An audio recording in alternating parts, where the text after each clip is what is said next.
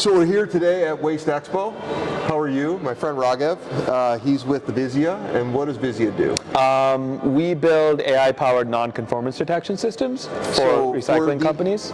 For people out there who don't understand what that means, what would you say that you do? We put cameras, X-rays, and NIR sensors into parts of facilities that accept material, and we automatically detect and alert on really bad things. So batteries, propane tanks, acetylene tanks, needles, the list goes on. 100%. And then and you're typically after the in-feed conveyor. Tell us about where your system makes sense. So the most common Visia implementation is putting up an X-ray with a laser pointer on a pre-sort conveyor. So as material ends up flowing through the plant, you actually have this really cool red laser that tracks everything that's hazardous. Wow. So that the folks on pre-sort actually know where the stuff is and they can just pull it out. And it ends up mitigating a ton of downtime and risk for the plant almost 100%. as material moves through. And we spoke to Jeff earlier today, and Jeff was Jeff from Rumkey, Jeff Snyder. He basically had mentioned your system. So what are you guys doing over there? Is that something that we can talk about? Yeah. So Rumkey, he brought it up as well. So Rumkey was one of our first, if not the first, actually X-ray customer. Rumkey started off as identifying batteries and needles coming into their facility. We actually realized pretty quickly that you could combine X-rays and cameras together at the pre-sort and basically characterize all of the material coming into the plant. So is that contamination, or is that a hazard at that point? Or so I mean, if you know everything coming in, you can alert on anything bad, right? So yes, you can find contamination very effectively, which means again, your batteries or motors, large metal objects. Yes, we know where they are. But then beyond that, there's a ton of really interesting plant operations as well as like public policy data that you can actually obtain if you can characterize the entire inbound stream accurately, especially through material, which is something nobody really does today. No, awesome. And so, like, if you're looking at the future of what you guys are doing, I mean, do you see it in this space, like inside, like that specific area, or what? I know Jeff was talking about, trucks and all these other layers. I mean, what do you think the reality of that happening sooner, or something that you think you could bring to the market? So I've been in recycling for 3 years, right? If there's one thing I've learned in these 3 years, it's that no two facilities are unique.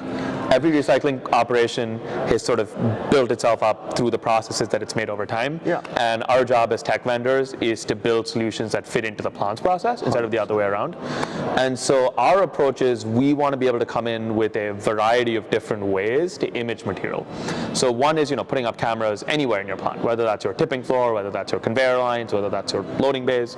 Another way is to X-ray image material at different parts of your plant. So our most popular MRF application is putting stuff up on conveyor belts. Okay. We also work with scanners that can effectively analyze entire trucks at a scale.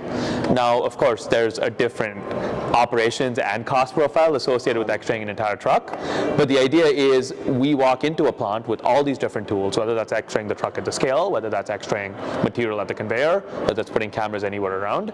And the idea is you work with the operator to figure out what flavor of this is most appropriate to what they actually do. Right. Okay. And I mean, when you're talking about tip floors specifically, because I mean we are working on tip floors as well.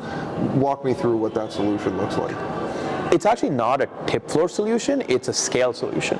So it would be us analyzing a load of material either at the scale prior to it being unloaded, or us simply doing a visual inspection or taking a picture after it's unloaded. But the only place to actually X-ray is either on the scale or on the conveyor. Now we can still do surface level camera inspections anywhere at the plant, but that doesn't really necessarily catch stuff underneath other stuff. Have you tested that? I mean, is it something that I mean, if you're talking about a truckload, is it something where you're going to be able to find one battery in the truckload? There's a minimum size for batteries in trucks just because the trucks are so big. Right. So for example, button batteries are significantly more challenging on a truck system than they are on a conveyor system because the X-ray is just smaller, so you see more. Yeah. We have tested them. We run field tests for for every single truck X-ray customer we have. We actually go to an existing scanner, we stage material ourselves, we rebuild that profile on site, and then we run like a full-blown field test. And we only actually deploy one of these systems if the field test reflects reality.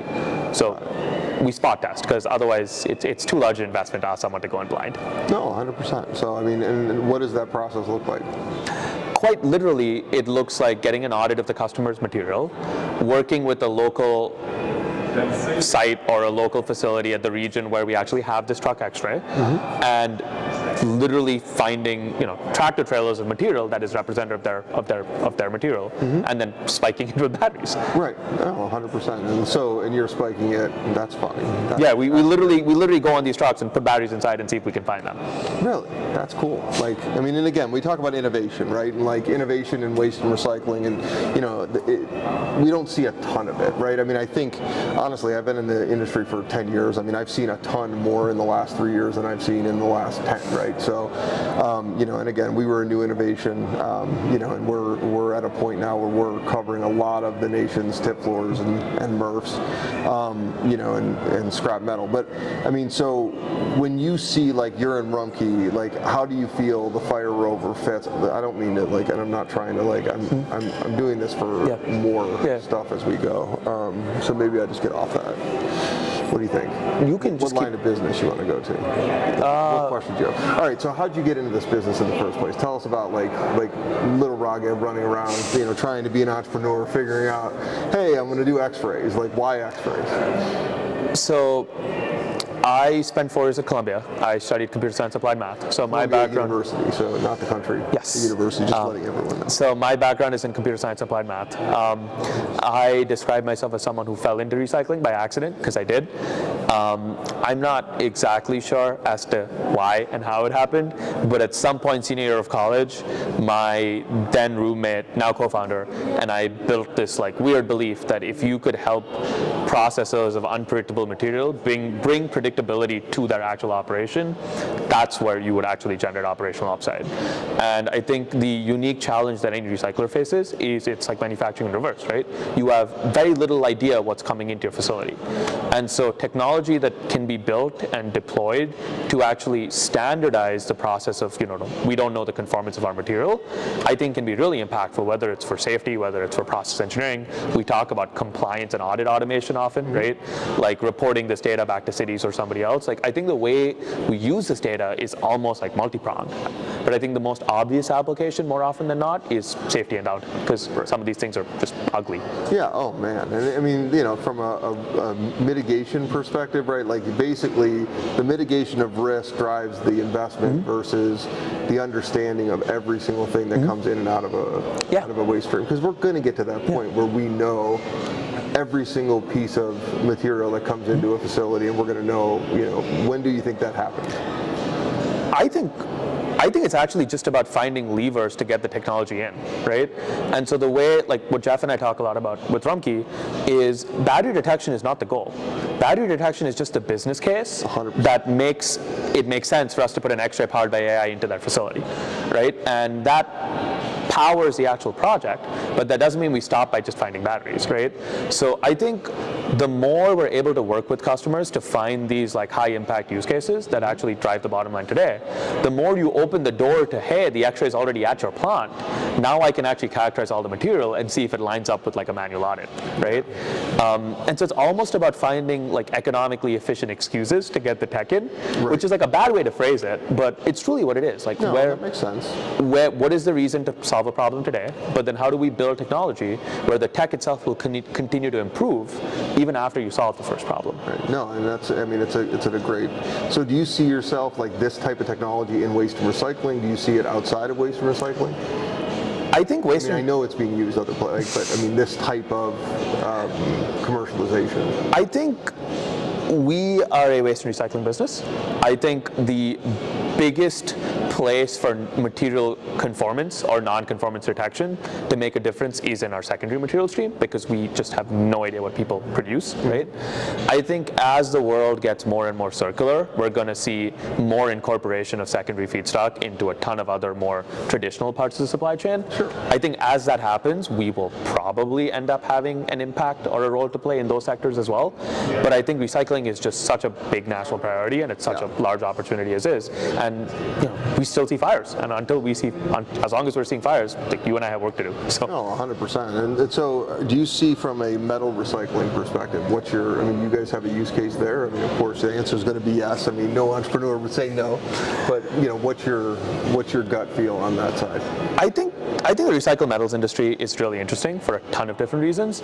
I think the biggest one is that there's a really interesting like feedstock conformance problem as material comes into recycled metal yards, because at the end of the day, this material is being procured, right?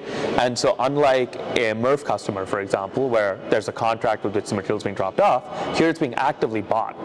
And so if we can help yards and owners of recycled metal yards understand not only where the battery is in a load of non-ferrous metal coming into their plant, but we can also tell them, hey, this is actually 25% contaminated because there's a bunch of dirt and a bunch of cement. 100%. Like, does that improve the actual procurement process to begin with? So I think yes, there's applications in almost every recycling stream very, very strongly, and that's metals, e-scrap, waste energy, and does that looks like a truck X-ray, right? So you're going to be, in 5 years, you go to every scrap, in 20 years, in 10 years, whatever, you go to every scrap metal facility and you're going to have basically a truck's going to go through some sort of a triage or some sort of an alternative route that gets you into, that gets you understanding the material that's coming in from a cost savings perspective, not just from a safety perspective. I think safety... It's understanding what's coming in your material and getting paid for what they say that they have inside their containers. I mean, safety is always just one prong of understanding the material stream, right? And it'll always have an element, but it's never the ceiling. 100%.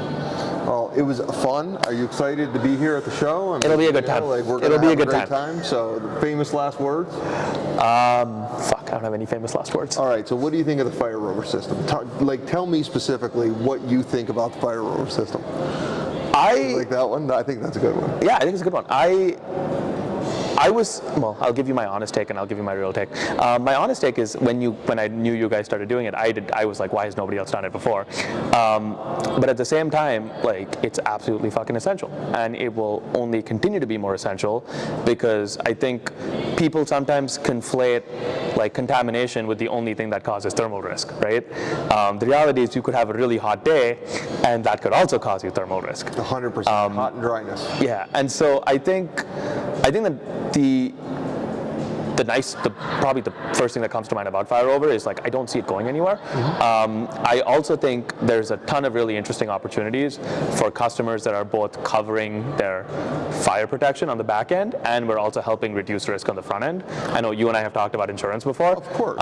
That's the big word. Right? So we got FM certification. We're the first smart monitor that's ever gotten FM certification that we had to test under 6 different standards, because it's our whole solution. And again, I think, to your point, I think a lot of it is we offer the one throat to choke, right? So I mean, it's we're there helping fight the fires. But I mean, from your perspective, that's what you kind of know.